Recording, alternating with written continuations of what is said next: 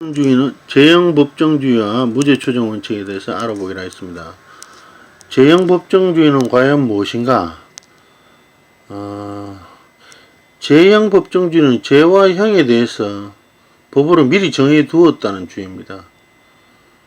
그렇죠. 사건이 일어나고 난 뒤에 법을 만들어서 그 사람을 처단하는 소급효는 제형법정주의가 아닙니다. 그러니까 나중에 법을 만들어가 그게 나중에 법이 만들어져서 전의 행위를 처벌할 수 없게 돼 있어요. 법이 나중에 생기면 그 죄를 처벌할 수가 없어요. 이것을 소급효 금지의 원칙인데요. 거슬러 올라가서 그 죄를 물을 수 없다라고 돼 있어요. 근데 일부 친일재산 환수법이라든지 이런 거는 소급해서 환수하게 하는 것이죠. 왜냐하면 과거에 일어난 일들에 그 당시에는 법이 없어서 처벌하지 못하다가 나중에는 반인륜 범죄들 있잖아요. 민족과 조국을 배반해서 재물을 얻고 영예를 누린 그 자들이 가지고 있는 재산을 국가가 환수한다는 것은 그 소급효 금지 원칙에 배제가 될 수가 있다는 것이죠. 이게 소급효 나중에 법을 만들어져서 전의 행위를 처벌하지 않는 것을 외의 조항으로 만들어서 분명히 해야 된다는 것이죠. 제가 친일 환수법 그 위에든지 정확히 잘 모르겠는데요. 관련 법을 좀 봐야 되겠다는 생각이 드네요. 그리고 제형법정주의는 뭐냐면 형법에서 죄와 형에 대해서 보라들이 아닙니다. 죄와 형에 대해서 미리 법으로 정해두자는 원칙입니다. 그래서 사람을 살해한 자는 징역 몇 년 이상 무기징역 사형에 처한다. 이 죄와 형벌 조건과 형벌 어떤 행위를 하는 자를 형벌 조건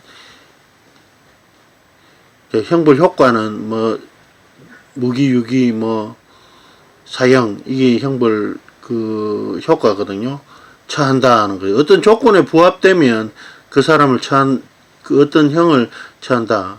강간을 하면 어떤 처벌을 당한다. 그러고 절도를 하면 어떤 처벌을 당한다. 이거 상해를 하면 어떤 형을 받는다. 그런 걸 미리 법으로 준다는 것이죠. 그래서 제형 법정주의라 하는 것은 죄와 형에 대해서 죄와 벌에 대해서 형벌에 대해서 미리 법으로 정해둔다는 것이죠.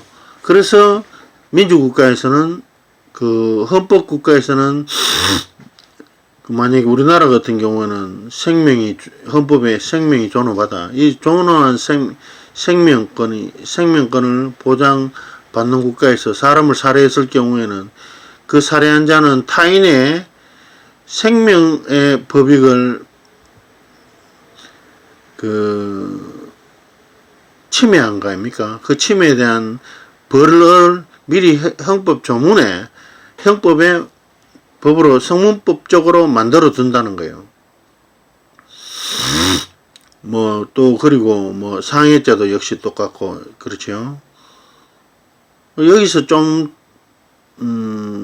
조금 특이한 일은 외국에서는 타인의 집에 들어가 강도를 하거나 만약에 도둑질을 했을 경우에는 그 사람들은 생명을 보장받을 수 없다는 거예요. 왜냐하면 외국에는 미국 같은 경우는 전부 다 총기를 갖고 있어요. 밤에 야간에 남의 집에 들어와서 가택 침입해서 강간도 저지를 수도 있고 여러 가지 할 수 있는데 그 사람들 만약에 그러한 조짐이 보이면 바로 총으로 사격입니다. 벌집 됩니다. 벌집. 우리나라는 어떠냐? 우리나라는 어떠냐?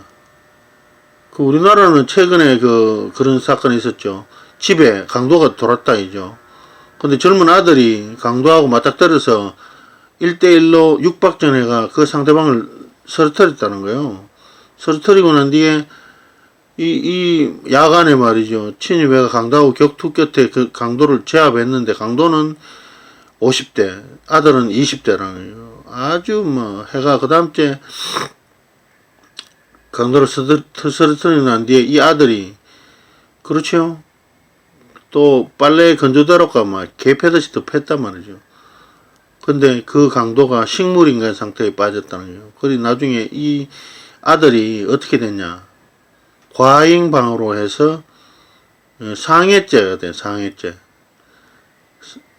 일단 상대방을 제압하고 난 뒤에도 계속 연달아해서 상해죄가 됐다는 것이죠. 이런 식으로 하면